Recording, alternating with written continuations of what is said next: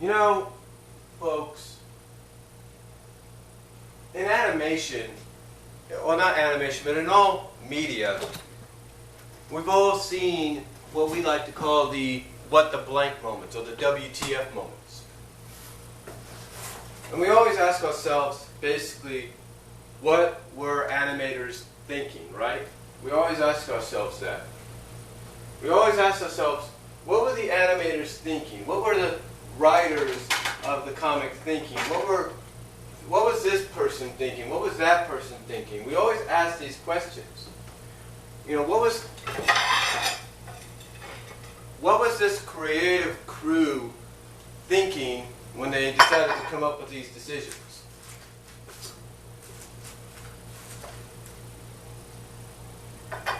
You know, we always ask those questions.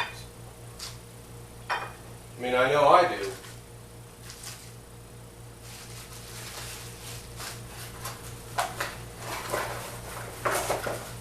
Again, like I said, I know I do. But, again, we always ask those kind of questions. And sometimes the answers we get are not always the best answers.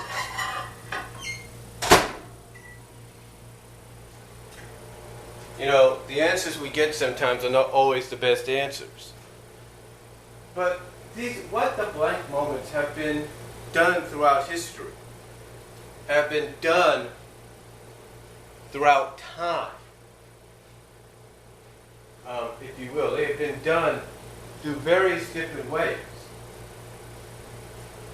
And every studio out there, movie, animation studio, comics, you name it, media itself,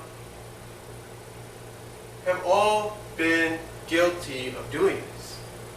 And what they've been guilty of, folks, is basically creating these moments to where people wonder, why did they come up with that? Who came up with this? Who came up with that? You know, back in the 1920s, 30s, and 40s, when you would have the Betty Boop cartoons, or the Bosco cartoons, or whatever, you would always ask the question of what the heck were these, and you watch them now, you ask the question of what were these people thinking? Why would they come up with this kind of stuff? You know, like you have the Betty, you know, at times you would have Betty Boop herself, the character herself, morph into different individuals, different personalities, and so on for a cartoon. You would have, like, let's say, the Betty Boop cartoon, one of the earlier ones she did, and you have one of the main characters portrayed as sort of like a shape-shifting character, sort of like a blob-like shape-shifting character that can be anything she needs, or can even possess inanimate objects and bring them to life.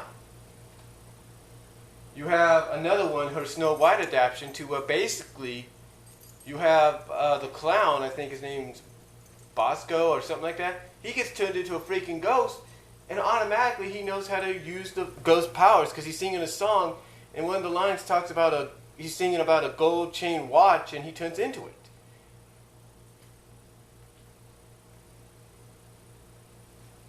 So,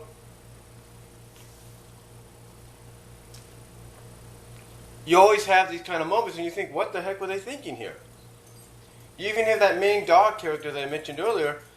Once they finally stop and they're put on pedestals, he turns into a freaking skeleton head, and that's it, with bolts coming out of his head.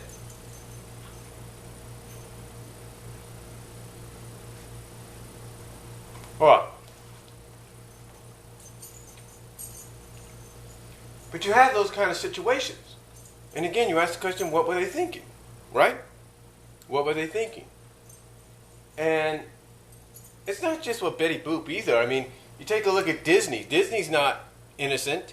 You know, Disney's done these kind of what the blank moments in some of the early Mickey Mouse cartoons, Oswald cartoons, Alice live-action cartoons, and even the more present, at times, 1940 cartoons that gave us the more modern look of what the characters look like now.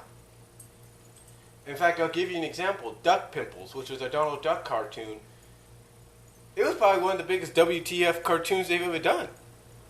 Because one scene, basically, you have the, I think they named her Caroline or something like that. You basically have her looking for these pearls she lost, thinking she found them, and when she sees that she doesn't, she ends up climbing up under. She ends up climbing up the back and under the trench coat of the detective, and then all of a sudden you just see her hands appear. Like first they appear when she's doing a magic trick, and all that. And then when the detective's calling out for one of his assistants, you see her, I think her left hand come out and sort of like a little, to help echo or help magnify the guy's voice. And then she's doing the come here thing as he's doing the same thing with his finger. And then when he's reading the business card from his associate, you have her putting the glasses on his head, on his nose, and her other hand scratching his chin, while his original hands, one's holding the card and one's scratching his forehead. It's like, and you think to yourself, what was the point of that? Why would they have her do that? What was the point? What was the point of even going climbing up the guy's back? I don't get it. Again, these kind of moments are always making people wonder what the blank were they thinking. Popeye, 1956, one of my most personal favorite cartoons, Parlez-vous Woos. Everything that gets mentioned in that cartoon sometimes happens.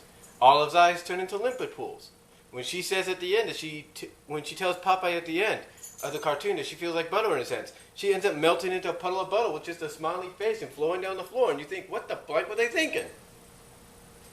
It's like, even though they intrigue you and they make you go like, wow, I didn't know this was, wow, this is intriguing. I didn't see that coming. It still makes you think, what the blank were they thinking? Like I said, even in other kind of media, it's like, okay, Invisible Kid, for example. In the Invisible Kid, you know that it's about, the main character going invisible along with his friends. And then, you see the China Phillips and her character go invisible, and she does a striptease. She's invisible, and you think, well, wait a minute. What was the point of that? We don't see anything. Of course, it was PG, but still, you don't see anything.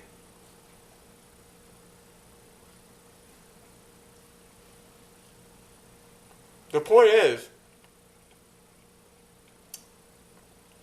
you see all these kind of things in any kind of media. Movies, cartoons, live action, you name it. Like in Moonlighting, they had this claymation sequence in one episode, and you think, what the blank was that about? You take a look at Peter Gabriel and some of his videos, like Sledgehammer and Big Time, and you think, what was he thinking? What was going through his mind? And then you take a look at fandom. And you got certain situations, certain unique situations, if you will, that make you think, what were people thinking? Like you got the SVs, the UBs, these situations and all that, the meltings, the fusions, and you're thinking, what are people thinking? What's up with their minds? And my answer to a lot of this is it intrigues them. It's like, well, what if we did this and see what happens? And see how other people react. Like, hey, if we like putting the idea together, maybe other people will like it, be intrigued. And yeah, they're intrigued, but it also catches them off guard because they're like, what the blank are we watching? Or what the blank are we looking at? Or what the blank are we reading? And that's what it does for people like me. It intrigues us to want to see more, to want to read more about it, to see more about this visually. You have some people over at places like DeviantArt that take what is known as slime girls and let's say a slime boy, and they fuse them together and becomes either a slime girl or a slime boy. And you think, well, most of the times a slime boy, what's the point of the girls being part of him if the female mindset's going to go male? But you don't know that. You don't know that. And you think, what the blank was the point? What are they thinking?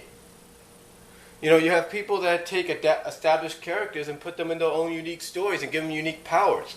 Like you have one person that takes Sally Acorn and some of the Sonic girls there and gives them rubber-like powers to where they can morph their bodies and change their bodies into anything. Clothing, weapons, balls, even liquefy themselves. And you're thinking, what was this person thinking? But again, when you think that, it intrigues you because you want to see more of what this guy can do, more of what these people can do. So, to me, that's what these WTF moments do. They intrigue us. And I think that's what we have to look at anytime we see these things again, is it visually or written-wise. So, that's all I'm going to say on it, folks. You guys let me know what you think down below, and I will talk to you all later.